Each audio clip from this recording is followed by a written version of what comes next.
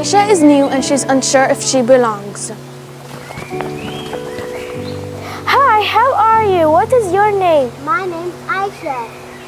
Come and join us in our game, Aisha. Yeah, come on.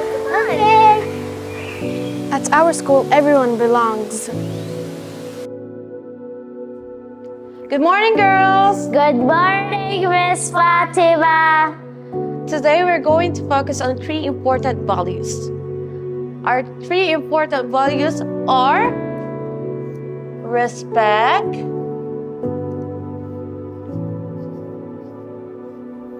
knowledge,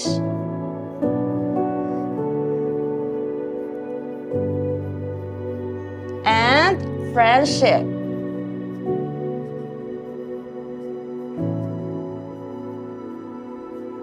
What are they? Respect, knowledge, and friendship. What do these values mean? Respect is when you treat people kindly. Knowledge is when you seek new information to become smarter. Friendship is when you make new friends so you're not lonely. Well done, girls. You're absolutely right. How was your first day at school? Did you enjoy? Yes, I did. I belong to my school because it feels like home. We all belong to our school.